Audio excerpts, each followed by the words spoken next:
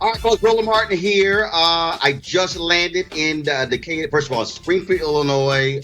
Flight was delayed. Drove to Decatur, Illinois. So I'm here. Sorry we were late. Of course, today is Friday, January 18, 2019. On today's show, of course, the sentencing for Jason Van Dyke, the former Chicago cop who shot and killed Laquan McDonald. He was convicted of second-degree murder in that case. Today, he found out how long he is going to serve time in prison. We'll have a live report from Chicago. More details are emerging about the racism at a General Motors plant in Toledo, Ohio.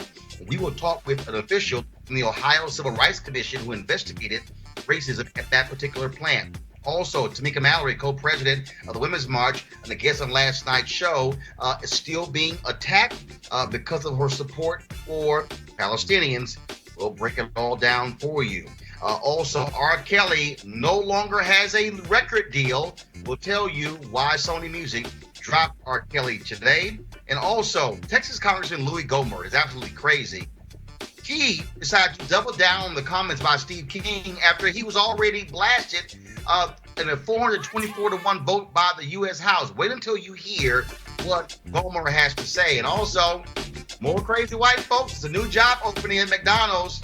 Black folks, we can feel it. We can tell you exactly what happened. The more craziness in America. It's time to bring the funk.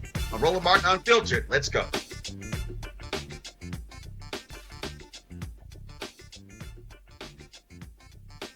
He's got it. Whatever the biz, he's on it. Whatever it is, he's got the scoop, the fact, the find. And when it breaks, he's right on time and it's rolling. Best believe he's knowing. Putting it down from sports to news to politics. With entertainment just for kicks, he's rolling. It's on go, y'all. It's Roland Martin, yeah. Rolling with Roland now.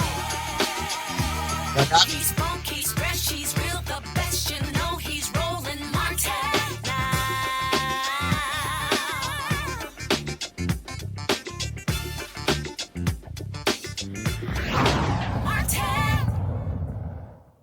right, folks. I am here in Decatur, Illinois, where I was speaking tonight to the Decatur, Illinois Human Rights Commission for the MLK event. And so, of course, the flight was late. And so, normally, we have a different type of arrangement, but literally just ran into the hotel room to go live with you guys. And so, we are here. All right, as we speak.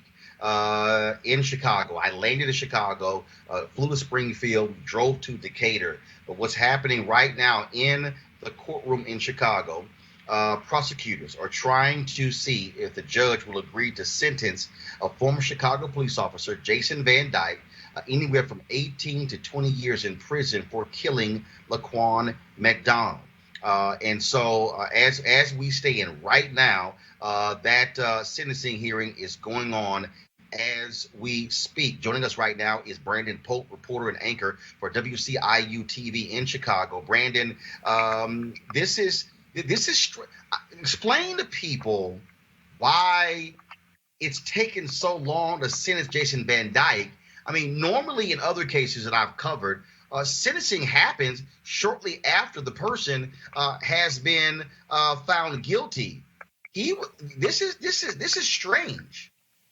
Yeah, no doubt about that, Roland. And a lot of it has been the defense for Van Dyke with a lot of Hail Mary attempts. They've been complaining all throughout the trial about a change of venue and how bias factors into that. They've been throwing everything they can in the book to try to get their client off.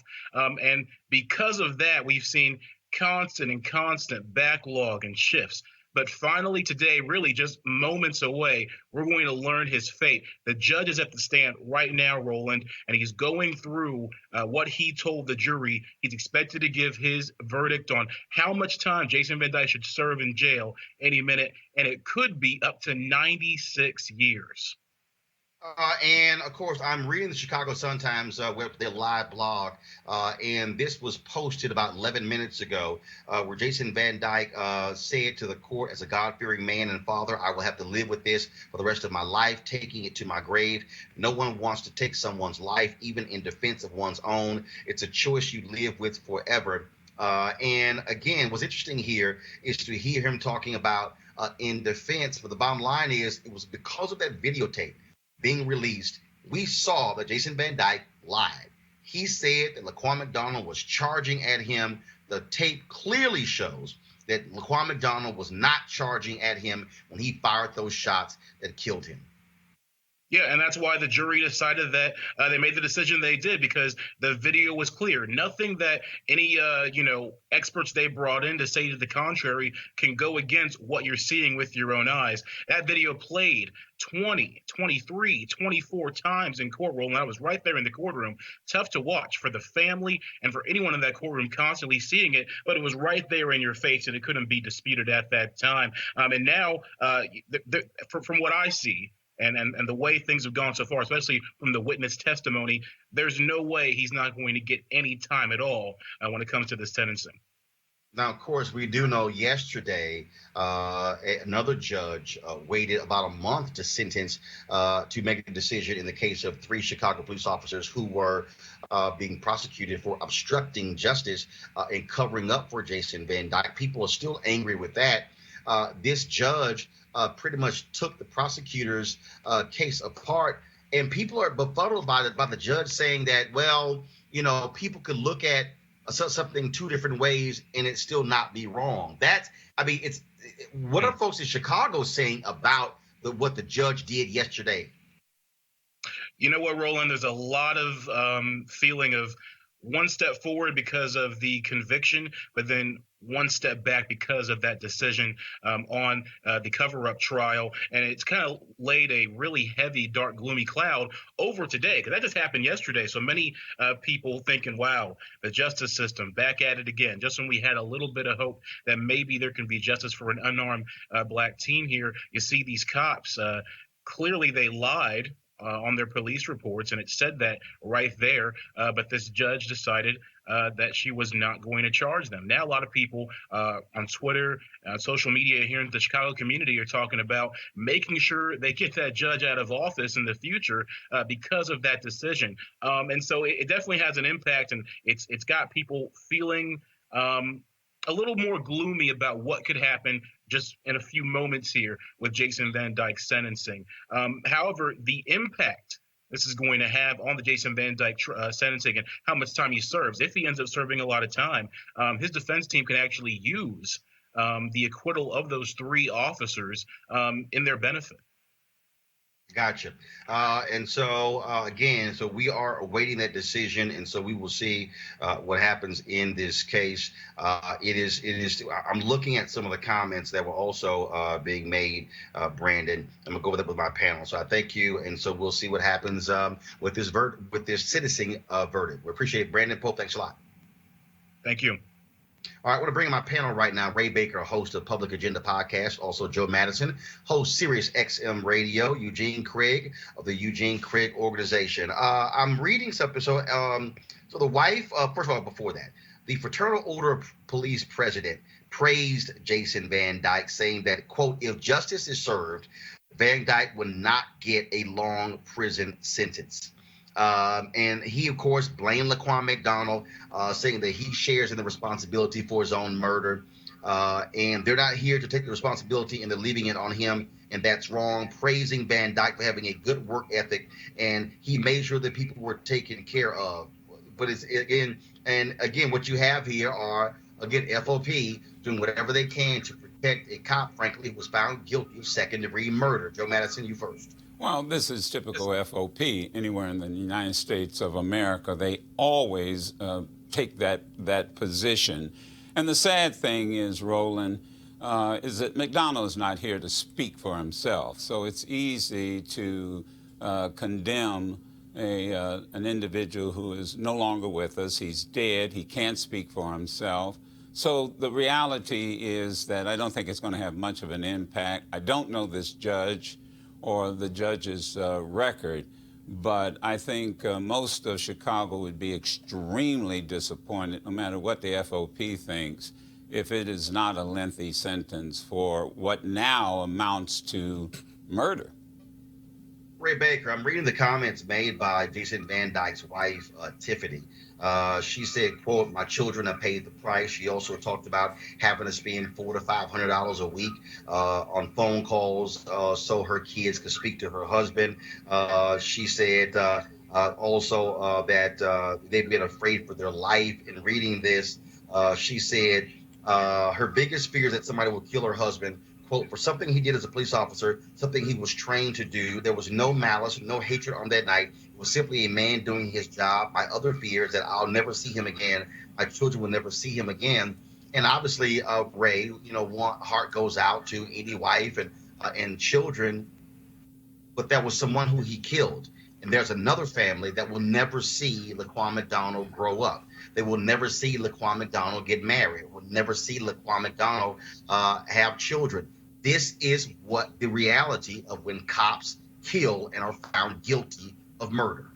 Perhaps she can now join the chorus of the many of us who are invested in prison reform to make sure that those who are behind the wall are treated like human beings. It's amazing that we find people who have a come to Jesus moment about this after they've been afflicted. But particularly what we found here, Roland, which what I think is important for your viewers to know. We have seen Mr. Van Dyke's family and defense team bring out everyone, including his African-American brother-in-law, to testify on everything about how good of a man he was, to how when the Fraternal Order of Police employed him as a janitor, he came to work on time at 6 a.m. So that's something to say that a convicted killer should not serve time in jail. These all types of excuses, reasons, and drama-filled plays, if we will, to try to compel the judge to think that Van Dyke shouldn't serve time in jail. And if this judge finds that to be true, there may be a litany of convicted folks in Chicago who may want to come before this judge particularly to say, I too am a good person. I also don't deserve time in jail. Eugene, again, we've covered so many of these cases, and at the end of the day, unfortunately, what we have seen is cops have gotten away with this. The fact that even though they tried to get him convicted on first-degree murder, the fact that the jury chose second-degree murder, I mean, this is a case just like Holtzclaw, who sexually assaulted those black women in Oklahoma, just like, of course, the officer in North Charleston. At the end of the day, what you have here is there has to be justice on the part of a community. Officers cannot simply kill people with impunity. I agree 100%. I mean, just to address everything, I mean, first, wow, what another trash FOP that's coming out and defending a trash officer that took trash actions that led to a drastic, tragic ending. His wife, we feel for the family, but hey, welcome to America. Welcome to the result and the impact that has been felt by many black and brown families over the last couple hundred years, which many that, her husband, are responsible for putting behind bars. But, it's a tragedy. It's a tragedy for the McDonald family. But, it's the tragedy that this is an anomaly in this country. It's a tragedy that police officers still feel as though that, they're above the law. One of our founding principles is that no man is above the law. I mean, we broke away from a whole other country for that. Eugene, I got to interrupt you. So, again, prosecutors were seeking Jason Van Dyke to be convicted. They wanted 18 to 20 years. Folks, the verdict is in. Joe Madison, a Cook County judge, has sentenced Jason Van Dyke to more than 6 years in prison. 81 months. Well, I can hear the uproar in Chicago now. I can understand second-degree murder. I'm certain he didn't wake up Van Dyke and said he's going to kill Jason McDonald. But it appears what the judge has done, and I'll have to read his statement, but it appears what he's done, he cut it in half. And reality is that the wife is now going to be able to see her husband. The children are going to be able to grow up. 6 years is absolutely outrageous. McDonald's life is worth more than 6 years. All our lives are worth more than 6 years. I suspect that right now people are probably out in the streets of Chicago, and they probably will be this King holiday weekend. This is, I'll be honest with you, amazingly disappointing. And I don't know what else to say about it. I guess you better strap in. It's going to be a very rough ride in Chicago. Ray, it's not just even sliced in half, and literally it's yes, really. That's right. That's right. Because I think you said less than a third. It's almost a quarter, because we were looking for 18 to 25 years. But he could have got even 96 years. He could have got 96. Of the minimum 6. Hold on, Ray. He could have got 6. Prosecutors sought 18 to 20. Right. The judge said 6 years in 6 3/4 years, 81 months. Oh, crazy. Yeah. Yeah. We got a new precedent for second-degree murder. Let's see her next case. Roland, the interesting thing is, particularly when we find white officers killing black people, let's not forget when Oscar Grant was handcuffed with an officer with a knee in his back. Johannes Messerly served 4 years, was sentenced to 4 years. And in fact, that information came out, that sentencing came out the same day that the basketball player LeBron James made his announcement of the decision to go to Miami. And Johannes Messerly spent less time in jail than LeBron James spent in Miami. This is happening too often, and there will be some among us in the American public who will say, well, didn't you get justice? Aren't you satisfied? Is this justice? Ought we be satisfied when justice is not applied equally to all human beings? Eugene laid out the fact that this nation is premised under the idea that no man is above the law. Time and again, white police officers in the United States are demonstrating when they kill black people, they are above the law. This sentencing affirms that. It affirms it. So when people say out loud, say Black Lives Matter, it is not because we don't think others do. It's because clearly our judicial system, clearly law enforcement, clearly all of those who are the allegedly unbiased and impartial decision makers in our nation don't believe Black Lives Matter. And Brother Madison was correct. the citizens of Chicago, Yep. if we know anything about Chicago, they turn we'll up. remind them That's right. today, tomorrow, and in the ensuing days, and in their upcoming city council elections Yep. and mayoral election, that Can't black say- lives do indeed matter. I agree 100% with Eugene? Ray. I agree 110% with Ray. And with the upcoming elections, I mean, people have to remember, and this has been a process. First we've gone out after a lot of the mayorships, and then it was the states and district attorneyships. Now you got to go after these judgeships, and you got to go after the sheriffships. The sheriff is the highest level of law enforcement in Atlanta because, to a degree, reign in some of these out-of-control police departments. But you got to play in these judgeship elections. We got to run candidates that will equally apply the law. The one thing I'm interested to see is how this particular judge's next second-degree murder case is going to come up and what kind of ruling that they're going to hand down for the next person, the next couple sentences for second-degree murder. If these roles were reversed, if Laquan McDonald had, had murdered Jason Van Dyke in second degree, he would be serving the full 96 and probably and then some. And let's also add something. I bet you there'll be time off for good behavior. I bet you Yep. that he will not serve that full term. My question is, Well- if they can put him in GP. Well, again, we folks, for everybody who just tuned in, Jason Van Dyke, the former Chicago police officer, who was convicted of second-degree murder late last year for killing Laquan McDonald. This is a case that stirred Chicago and caused massive protest all across the city because the city fought vigorously for the videotape, the dash cam, not to be released publicly. When it was released publicly, it unleashed those protests. It also caused Anita Alvarez, who was Cook County State's attorney, to lose her job. Kim Foxx was elected largely because of how Anita Alvarez's office refused to prosecute Jason Van Dyke, and they were very late in doing so. He was convicted of second-degree murder, even though prosecutors sought first-degree murder charges.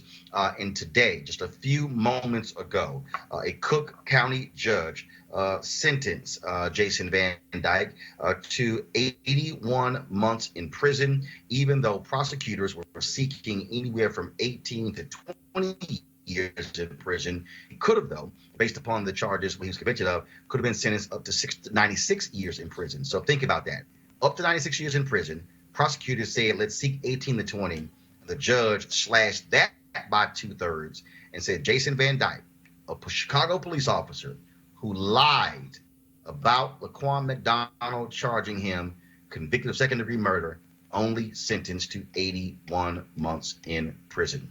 Let's go to our second story, folks, and that is we told you yesterday about this unbelievable story of racism out of a General Motors plant in Toledo, Ohio. Talk about just unbelievable when you look at the details in this particular case. Now, before the suits were filed, there were complaints that were filed with the Ohio Civil Rights Commission.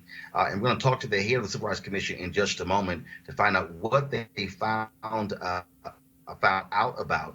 But this is what the General Motors appealed their decision, and this is what the commission said in rejecting their appeal.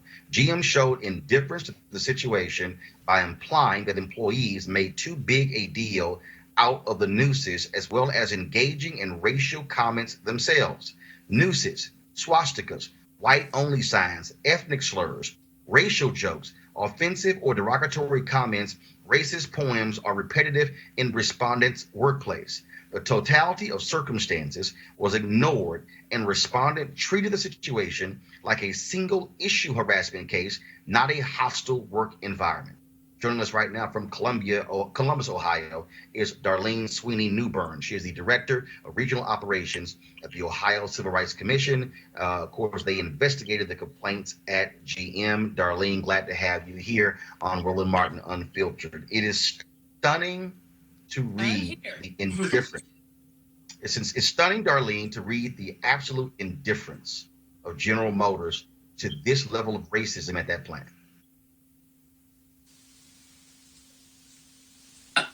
Yes. You apparently you have the documents in front of you.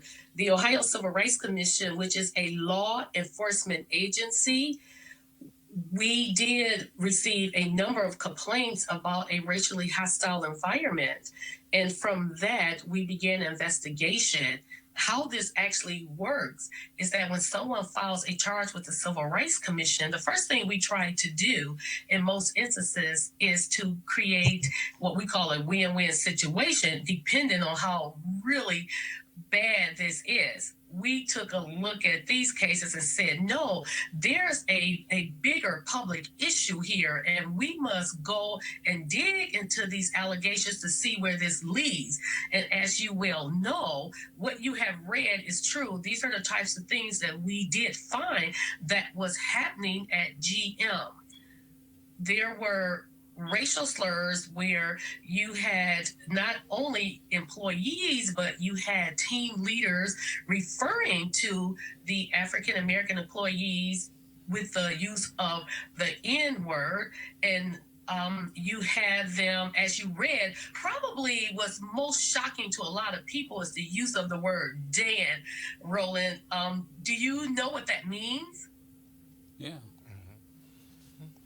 That is, first of all, when you hear this, and when you think that this is a major global multinational corporation, not only that, a corporation that has a very extensive diversity effort reaching Black consumers. When you think about General Motors, but this is, again, trying to educate people to understand that this is what happens, that this is not General Motors in Detroit. That's the parent company. This is the plant in Ohio, and that speaks to the kind of workers there in Ohio.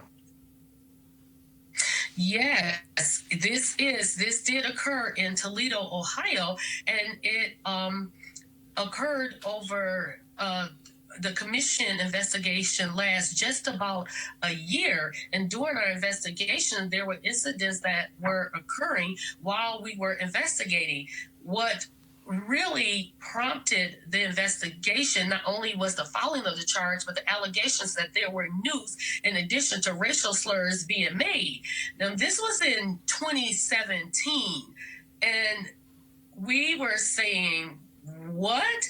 Not that this was really as surprising as I made it seem, because the Civil Rights Commission, this is what we do every day. We investigate these type of allegations and more. But in this particular instances, you not only had one noose, but during the time we were investigating, 2 more nooses were hung. Wow.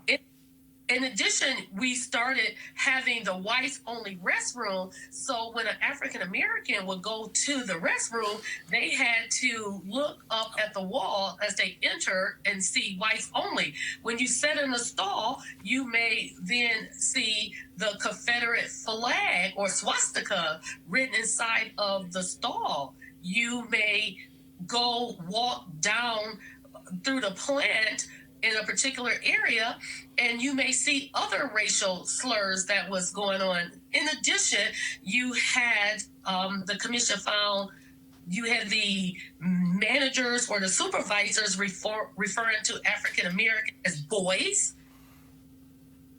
Again, we use the N-word was used quite often in that plant. It was all kinds of stuff written. What was interesting is that they had the Black president of the union, who was Ray Wood, who, as you know, filed a charge as well, and I believe was on your show already. He did attempt to try to address this, but he was hitting a brick wall, and there was retaliation the commission filed because he was trying to correct this extremely hostile environment. There was a lot of anxiety going on. GM's response, more or less, to the commission is not that this wasn't occurring, but their response was, hey, every time an incident happened, we took action. Understand that the law says that you must take prompt remedial action. And they said, that's what we did. What that means is if you took prompt remedial action, it would have stopped. And that didn't happen. It continued and continued. What Darlene, All right. Darlene, this is Darlene, this is Ray Baker here in Washington. One of the questions that I'm curious about reading this, we saw even attacks against white women who were socializing with black men, and we saw that the white employees were refusing to listen to their black superiors. What did that mean for black folks who were trying to climb up the career ladder?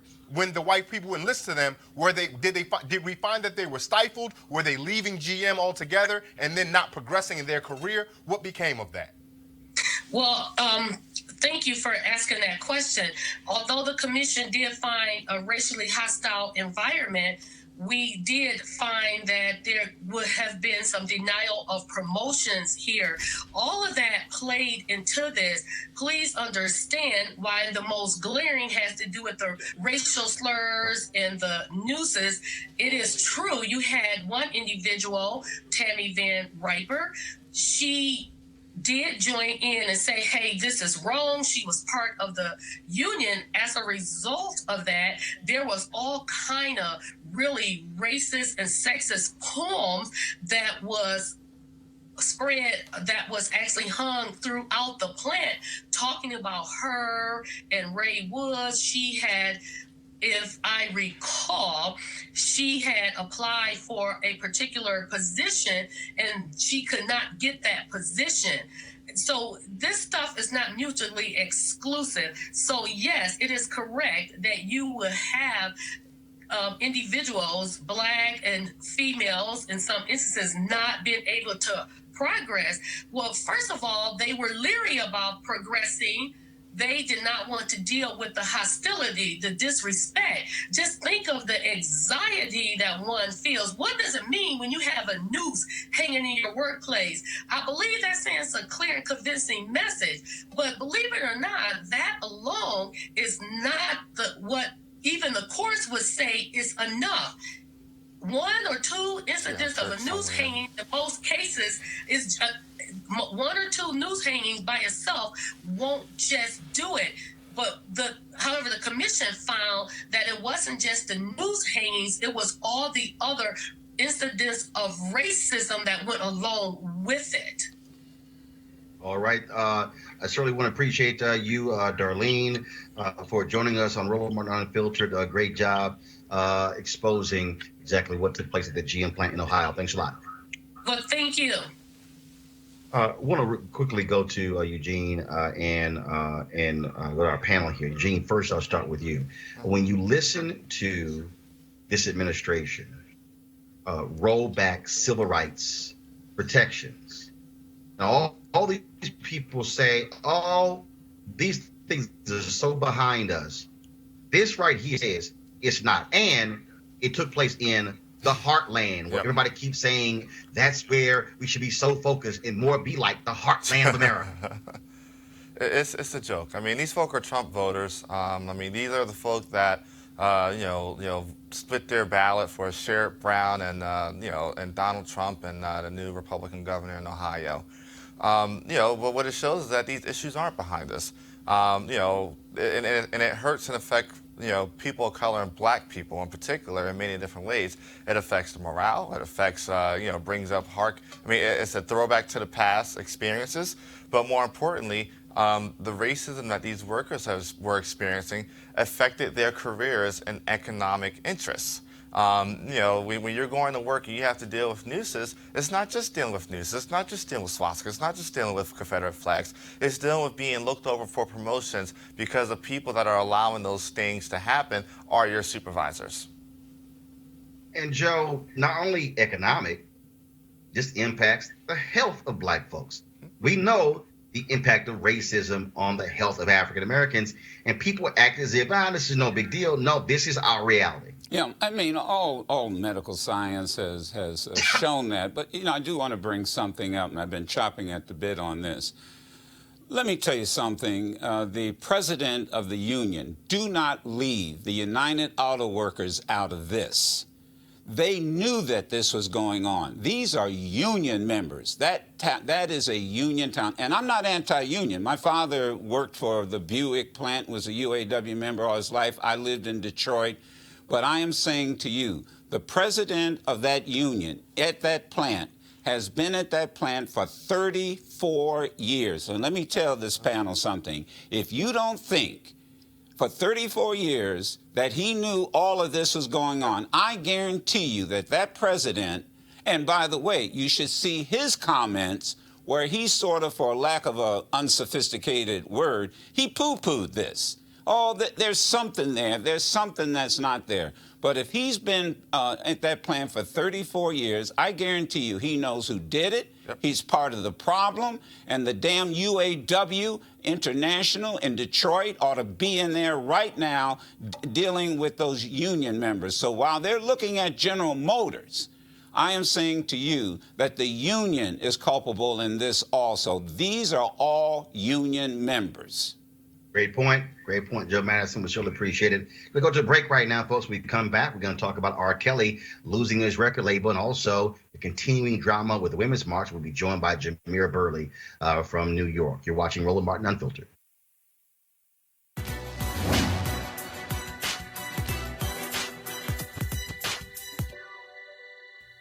The black man cannot protect the country if the country doesn't protect him.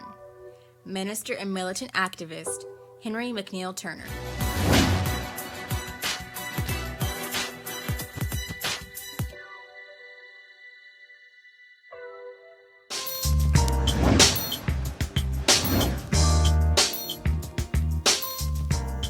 All right, folks, our hashtag HBCU Giving Day School is Oakwood University. Oakwood University, of course, they were founded in 1896 in Huntsville, Alabama. It is owned and operated by the Seventh-day Adventist Church. Notable alumni include Brian McKnight, Mervyn Warren, Barry Black, and also Little Richard. I've also spoken there at Oakwood, and guess what? It's a completely vegan campus. No meat is allowed on the campus. Lord have mercy. If y'all want to support Oakwood, go to www.oakwood.edu. I think that graphic is wrong, guys. That looks I've never seen www.2. So I think it's www.oakwood.edu. What is www2? www2.oakwood.edu. All right, I ain't never seen that one. So www.oakwood.edu. And so please support the folks in Oakwood. Great campus there. And I definitely enjoyed my time there. And okay, so yeah, I'm checking something right now because I just tried to go there. So again, so that's the website. All right, folks. R. Kelly, of course, he has not had a good month. Today, Sony Music announced that they have dropped R. Kelly as one of their artists. For all of this time, Sony Music, their RCA label, they were clear that R. Kelly was going to remain on their record label. But they have been under intense pressure from people all across the country to drop R. Kelly, and that actually happened today. Now, although they've dropped him as an artist, Sony RCA still is in business with R. Kelly as a result of his back catalog. That's where the real money is. Also, folks, Kelly's former manager surrendered himself today on charges of threatening the father of Joycelyn Savage. She is one of the women who is still with R. Kelly. Her family has been trying to get her free, but they have been unsuccessful to do so. Also, the folks there in Chicago and building inspectors have been going after his recording studio, saying that it violates code there because it is not supposed to be a place where folks inhabit. So they're trying to target that as well. And so been lots of protests, all those different things. I'm going to quickly go to our panel here. Ray, to think about how the targeting of R. Kelly. And again, he was acquitted in the case that folks still are stunned by, not because that wasn't him on the videotape, because they could not ascertain the age of the young girl on the videotape. And he has been roaming free, doing concerts, making money. It looks like the walls are crashing down around R. Kelly. They are, and it's good. And I think this interesting, the word choice you used initially was that he was targeted. And if this is indeed targeting, I'm excited And I think that we need to target a lot more. And I harken back to what the actor Idris Elba said when they asked him about is he worried in the age of Me Too being a male actor in Hollywood? He says, no, not if you have anything that you shouldn't be ashamed of. And so it is high time that, as we say on the internet and on Twitter, I know you're familiar with this, Roland, that we get R. Kelly out the paint. We've been trying for a while. There's been a number of women who've been leading on this for a while. There's been a number of us who've been supporting them, trying to get him out of the paint for a while. And if it has to take this documentary, if it has to take law enforcement, building inspectors cracking down, if it has to take Georgia Bureau of Investigations going to go get him and every other predator out the paint. And one of the things that also has happened, Eugene, is that you see the backlash from artists. Lady Gaga, she has asked streaming services to remove the music that she did with R. Kelly. Chance the Rapper, who also has done songs with R. Kelly, he also has asked those streaming services to remove those songs as well. And so again, by not playing those songs on streaming services, that's money R. Kelly is losing. Yeah. I was actually going to say, it's great that Sony's now taking that stance, but it really doesn't affect R. Kelly. We're living in an age where artists have the most level of independence that they've ever had. But the real hit for him is if the digital streaming platform DSPs actually start pulling his music. But until that happens, I mean, to some degree, Sony dropping him actually kind of empowers him because now he doesn't have to engage in any type of splits with the record label, and anything he drops is he can take 100% revenue of. But if the DSPs decide that they're going to remove his work, he'll start taking a very, very serious hit. But Joe, it is impacting him because, again, I landed in Springfield, Illinois, and on my way to Decatur here. And just a week or so ago, he was supposed to do a concert in Springfield, Illinois, but they refused to grant him the permit. And so people are now coming up with different ways to shut down the revenue streams of R. Kelly. That's absolutely right. And like any stream, particularly revenue stream, it doesn't last forever. When you have this type of controversy, I suspect that what these corporations, and remember that this is business, they have now probably a team of lawyers that's looking at every accusation. They're looking for evidence. That's exactly the way it's going to play. And, it's going to start to impact, as it already has, and you said it, his concerts. Then, there's going to be sales. So, he is, he, like the old folks said, he made his own bed hard in this. And I'm sort of reflecting back, everybody, when we thought that Dick Gregory, C. Dolores Tucker, Joe Madison, that we were crazy. When we told gangster rappers, you got to stop this and have respect for women. And now the women are saying, you're going to have respect for us.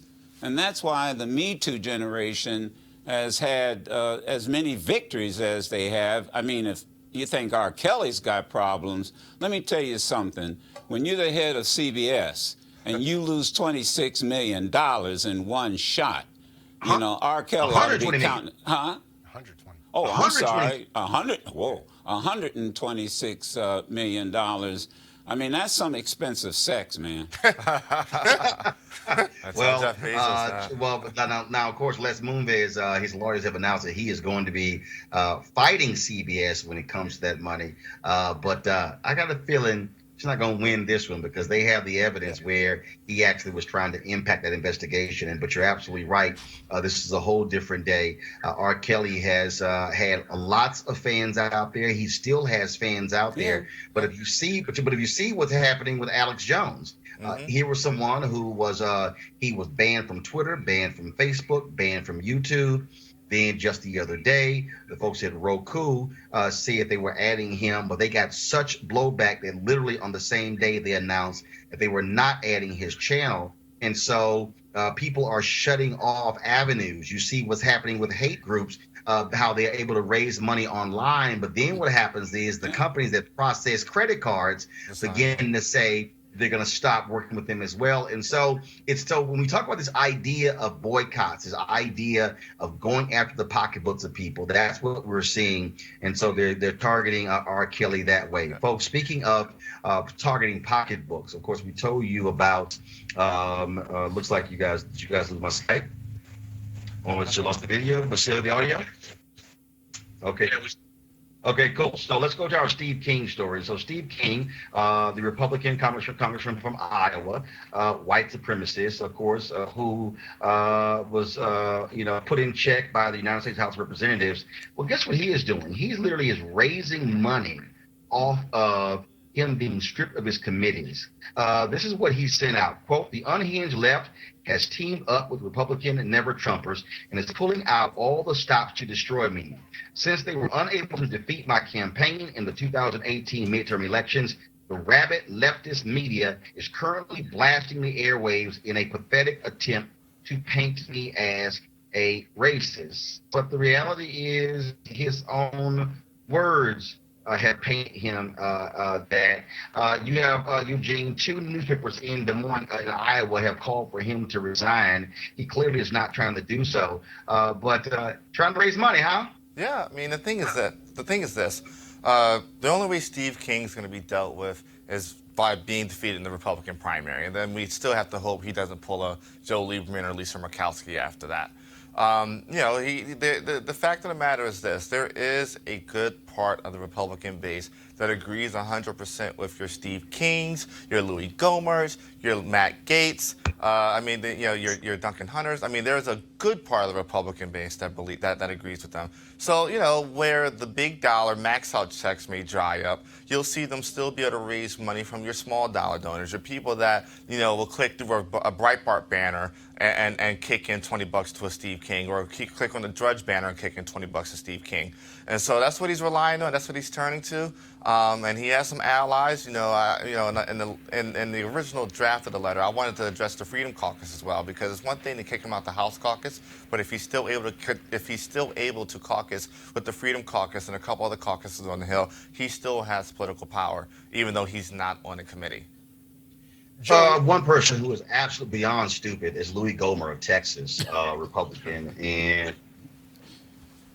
Louie Gohmert. So we still having video issues, guys. Don't worry about it. Let's stick with the audio. Louie Gohmert is pretty much a nuts himself. Mm-hmm. This is what Louie Gohmert told the Tyler, Texas Morning Herald.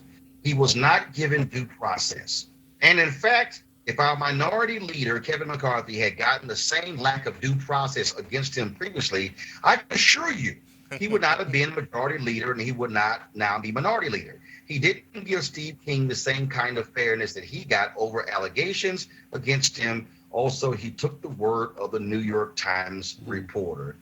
Pretty laughable, man. Well, be careful what you ask for, because remember, Congressman Clyburn stopped short of a censorship, and what that really would have entailed, and I think this is what Gohmert is referring to, King would have been able to defend himself. He would have been able to come defend himself. So be careful what you ask for, because Bobby Rush has made it very clear that's what should have happened in the beginning. And the one thing that Clyburn can do well, he can count votes. Yeah. So if in fact that's what Louie wants, and Louie gets what he wants, the votes are there to even make the punishment more harder than it is at this point in time. But let me please say this to everyone. This is James Crow Esquire. The third. I don't know if it's the third, the fourth, the fifth, but it's nothing more than the sophisticated cousin of old Jim Crow. It's not gone anywhere. And as far as raising money, remember the Ku Klux Klan, up until the time the Southern Poverty Law Center sued them, they were a very rich organization. Matter of fact, not far from where you are, Roland, at this point in time. Many people fail to realize Indiana used to be the headquarters of the Ku Klux Klan. So I'm not surprised that he's raising money, but also in Iowa, he only won this time by 2%. So he's got a target on his back, and this is really going to be up to the people of Iowa. Roland, you know something I think that's interesting is that in America, particularly now today, Americans by and large, and read when I say Americans, I'm not often talking about black Americans, don't seem to understand when exactly something is racist. When Dylan Roof shot up a church in South Carolina, then Governor Nikki Haley came out and said, we will never know what motivated a person to commit such a heinous crime. Dylan Roof told us what motivated him to commit such a heinous crime. People are out here signing up to be racist, and their colleagues are saying, oh, no, that's not racism. And my all-time favorite, and this must be one of the descendants of James Crow Esquire, as Brother Madison just pointed out, the real racism is calling someone racist. Because that's what we're seeing to get a whole lot these days. And Steve King is one of those folks. Steve King sat, I think, if I'm not mistaken, at the time, next to April Ryan on MSNBC's set during the 2016 conventions, and looked dead in someone's face and said, so what has anyone other than Western civilization ever created? As though Kemet in Egypt doesn't exist. And so, by and large, Steve King has doubled down on his racism time and time again, and Louie Gohmert and others who now support him, let's not forget, we heard recently on the floor of the House of Representatives, go back to Puerto Rico, where there may be allegations that they were alluding to the congressional delegation that went there for a fact-finding mission, but by and large, we think they were talking to Representative Tony Cardenas, right? Who, by the way, was born in the United States. right. And so, I want to go to right now. I want to go to Congressman Danny Davis of Illinois, who joins us on the phone. Danny, how you doing? I'm doing good, Roland. How are you? I'm doing great. I'm actually in your home state of Illinois, speaking to the Human Rights Commission tonight in Decatur, Illinois. So that's where I am. And so I do want to ask you, just get your thoughts just about your colleague, Steve King, raising money off of Congress, slapping him down this week. Well, let me tell you, Joe Wilson raised a whole lot of money when he called President Barack Obama a liar at the State of the Union address, if you recall. And so I don't think this is anything unusual. We are so upset here in the city of Chicago until it's unbelievable. I mean, we've just had 2 verdicts passed down that you couldn't think would have happened. You know, the guy who shot Laquan McDonald 16 times just got sentenced just a slap on the wrist, few months. I mean, after we shut down Michigan Avenue, after we've had every kind of vigil you can have, we've had every kind of discussion, everything you could possibly have, and this gentleman gets a slap on the wrist, and the other policemen who were accused of a cover-up, they got off scot-free. The judge said no cover-up, no evidence of a cover-up, and unless you can't read, you can't see. I mean, Ray Charles could have seen a cover-up, and yet the judge didn't find a cover-up. So, you know, we're kind of hot to trot here in the windy right now. Definitely understand that, sir. I do want to ask you this. What's happening, of course, there on Capitol Hill. Donald Trump, he is canceling trips members of Congress had previously had scheduled due to the government shutdown. But it's still interesting, though, that his wife hopped on a government plane and flew down to Florida. And then also Lindsey Graham is on one of these trips to Turkey. And so I guess some people can take trips and others can't. Well, I guess the president is now playing the dozens with Speaker Pelosi. You know, Nancy said that, you know, maybe we ought to just hold off on the State of the Union. And he comes back and say, well, maybe you ought to hold off on your trip to visit the troops. And, you know, I think this is so asinine, so unbelievable, that this president is trying to put us in a state of war for the next 2 years, where there will be nothing to do but work towards getting rid of him so that he can be out of our way, out of our lives, and certainly out of our government. Well, Congressman Danny Davis, it's always a pleasure, sir, to talk to you. Keep up the good fight. And we certainly will watch to see how Chicago responds to Jason Van Dyke getting 81 months in prison, 2/3 less than what prosecutors wanted for him to get. All right. Well, thank you so much. And we always look forward to you being in Illinois. And even though you're not in Chicago, you're in Decatur. That's good enough. All right, then. And I know I Danny heard Davis. the Black Eagle while I was waiting. Yes, sir. Yes, sir. Yeah, Joe, it's always good to hear you. Thank both you gentlemen for what you do. We appreciate you so much. You're good for America. All right. I appreciate it, Congressman. Thank you so very much. All right, folks. The unrelenting criticism of the Women's March leaders continues. This time, folks are now targeting Tamika Mallory because of what she said on the PBS show Firing Line. Here's her talking to Margaret Hoover. The Palestinians are native to the land. You know, they were there for a very long time, and so they're native to the land. Do you feel that the Jewish people are native as well?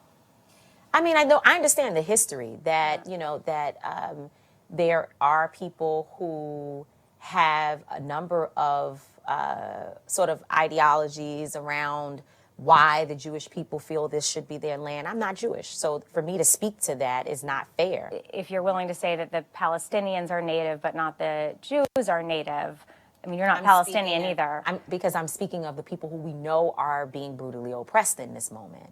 That's just the reality. Is it your view that Israel has a right to exist as a nation? I have said many times that I feel everyone has a right to exist. I feel everyone has a right to exist. I just don't feel that anyone has a right to exist at the disposal of another group. In your view, does that include Israelis in Israel?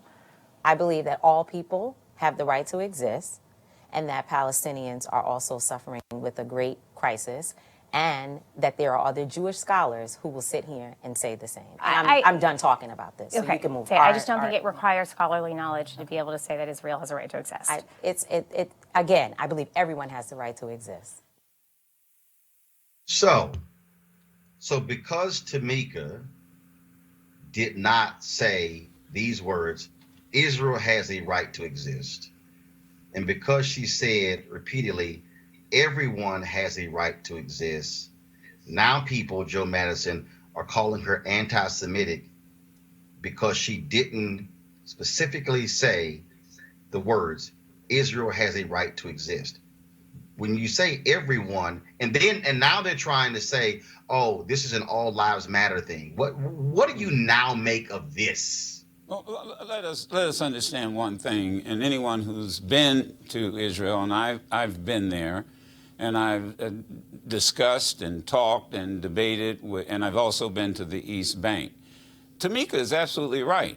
There are individuals in Israel who are Jewish that believe that Palestinians have certain rights. There's an organization that I was familiar with and met with their mothers of war victims, and they have an organization called Bridge. And they're trying to resolve some of these serious questions that was put to Tamika.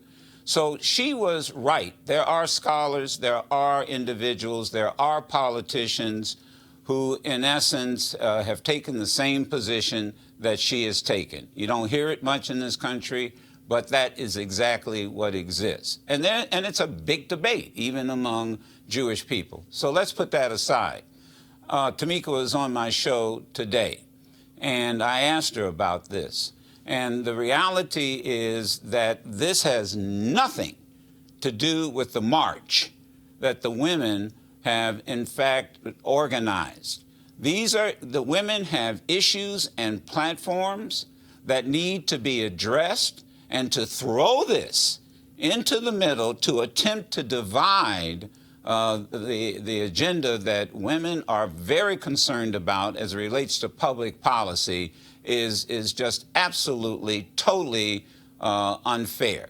And she did point out, look, find a march. So if there's one group over here that wants to march and they disagree with this group over here over a particular policy, then go ahead and march with that group. But this is a matter of remaining focused on women's issues. So, Ray, again, when I saw this on social media as I was flying to Chicago, when we landed, I saw my Twitter feed. And so now the test now is you have to say the words, yes, Israel has a right to exist. Yet, how many people are asked the question, do Palestinians have a right to exist? I mean, see, that to me is why this, and what people also, I think, don't understand is that there's a very long history of African Americans identifying with the Palestinian people because, I mean, you can go back to Andrew Young when he was UN ambassador, right, when he secretly met with them. Andrew Young said before he got back to his office, the Israeli spy agency Mossad already had a transcript that was in the hands of officials in Washington, D.C. by the time he got back. He had to resign from office. When you think about 1984, Reverend Jesse Jackson Sr. bringing this issue to the fore in the presidential campaign. And because Black people understand oppression. Black people understand living in a place under oppression, and it's as if people don't understand that Black folks get this. Roland, you're absolutely correct, and I appreciate the history lesson you laid out there. One thing that any sophisticated thinking citizen in the United States is going to have to do around this question, because it's beginning to bubble up in ways that means that we're going to have a serious conversation about this. And we cannot simply have Blacks and Jews can get along. Look at examples of Reverend King and Rabbi Herschel. We're going to have to go beyond that and have a more sophisticated talk. And that talk has to be able to delineate and bifurcate Judaism as a relationship, Jewish human beings, and white supremacy functioning as a state in Israel. Does Israel as a nation, do the people there have a right to exist? Of course, because as Tamika and others said, every human being has a right to exist. Should white supremacy in the form or hiding behind a religion continue to promulgate throughout Israel, throughout the West Bank, throughout Gaza, and even throughout parts of the United States? No. And as you alluded to, Roland, Black Americans particularly, and people of African descent throughout the world understand what it's like to be the oppressed people, understand what it's like to be boxed out, and so we will side with those who are the oppressed, right? Where there are the oppressed, so shall we be. And we've seen this happen first with Dr. Mark Lamont Hill. We saw this happen with the Birmingham Civil Rights Institute and their reneging of Angela Davis's award, and now we're seeing it happen with Tamika Mallory. And for too often, the folks who are making this claim are not doing so out of any sincerity of conviction of their religion as an ethnicity or a group of people, but instead they're using their religion, a noble and decent honor one, to shield their white supremacy. Now, and let me bring, can I bring up one other point? You didn't, South Africa. Joe, I wanted to bring up South Africa. I was about to bring that up too, but go ahead. Okay, all right. No, go ahead. Go ahead. I know, you go ahead. No, you go ahead. No, I mean, I'm sorry. I want folks to also remember one of the major debates we had during the apartheid movement was Israel's support for the South African regime. And we had that major debate. So, you know, let's be honest when we had this discussion. You are absolutely right. We need to understand this is a serious discussion. We have the right to identify with oppressed people. I'll say it here. Yes, Israel has a right to exist. But the reality, it needs to exist as a democratic country where all rights of all of its citizens are respected, and Palestinians are human beings, and they want respect and humanity. And so, you know, but I don't want people to, you know, forget that when South Africa was going through its anti-apartheid movement, man, I almost got thrown out of Israel because I took on at the time the prime minister about his support, and he looked at me like he could cut my throat. Eugene, let me jump in real quick before you go. Former Prime Minister of Israel, Ehud Olmert, after he came out of office, was on the record saying what's happening in Gaza is equivalent to apartheid in South Africa, which Brother Madison just mentioned. And I thought to myself upon reading that, I wish someone could do something about that. Who would be a good person who could stop what was happening from being like apartheid? Perhaps the Prime Minister of Israel could have done it. Ehud Olmert. I'm sorry, Eugene. Please go ahead. You're fine. I got a couple quick hits. First and foremost, I guess all lives matter doesn't exist when it comes to this particular issue. I haven't seen a lot of these news anchors and journalists asking people, do all lives matter? Do Black lives matter? The same way they're pressing out Tamika Mallory.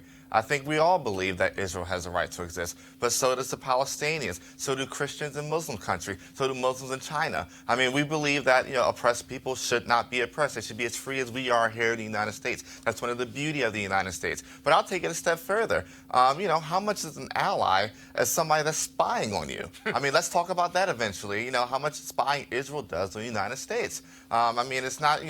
One thing that and this may offend some of my political connection over to Jay-Z. One thing I just don't understand is how, we rush to kiss the ring of when we neglect things here in the homeland. I mean, folk that will make this argument against Tamika Mallory were just 2 weeks ago defending Steve King.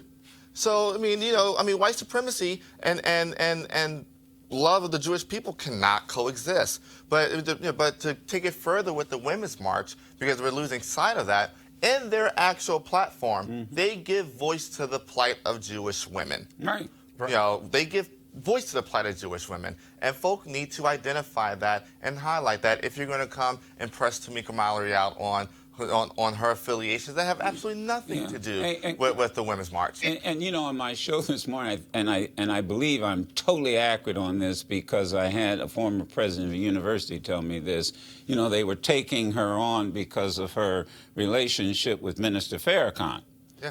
Do you know that Minister Farrakhan spoke at West Point? Mm-hmm. And I don't see anybody prepared to boycott the military academy. So let's let's understand, we're not all going to agree on everything when we form coalitions, but I bet folks are floored to find out that actually happened. He was invited to speak to West Point cadets. But the thing, Eugene. The thing is this: as a society, as a country, as a nation, as a world, we have to come to the understanding that hey, you can disagree with the policies, with the state, with the government of particular people, and not hate the people. I mean, I don't think anybody would disagree with the phrase, hey, maybe we should be supporting a president or prime minister that's currently have charges against them for corruption, and Bibi Netanyahu. Mm-hmm. So here's the deal. So I guarantee you somebody will say, how in the hell can you have 4 men on television? I was just going to say that, Roland.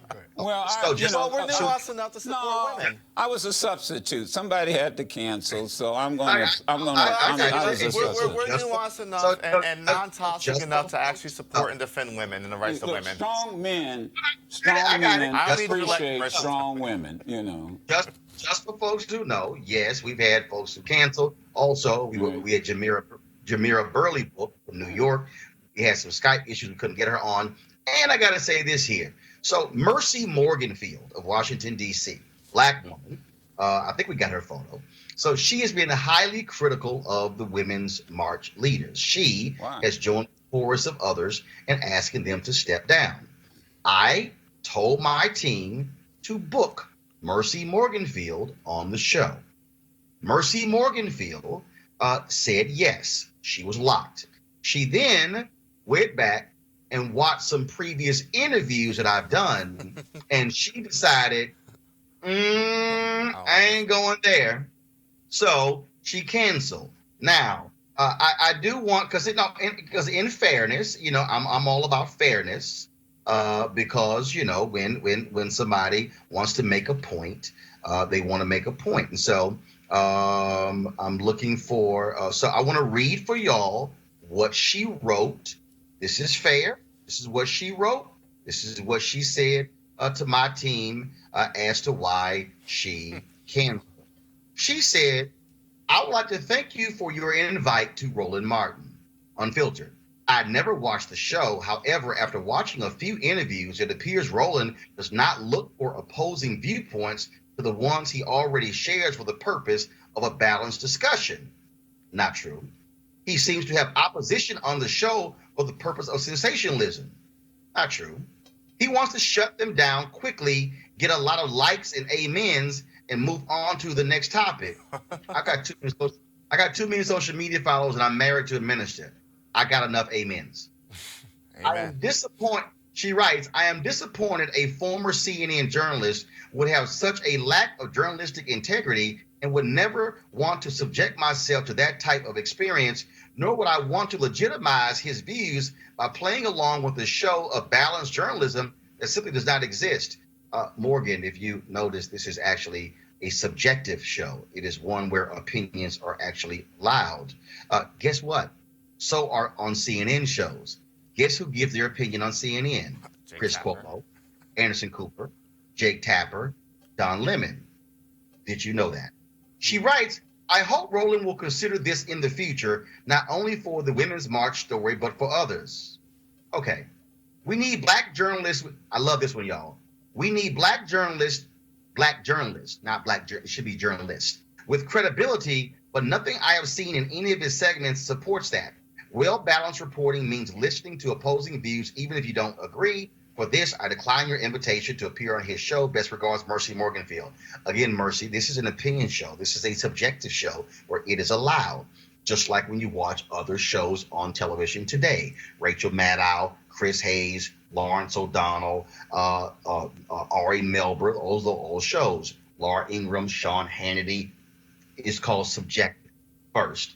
We have people who do come on the show who I oppose their views. Morgan, you might want to go watch the interview that I did with Jason Whitlock, or go watch the interview that I did with Dinesh D'Souza, and you will see that we actually have these conversations on the show.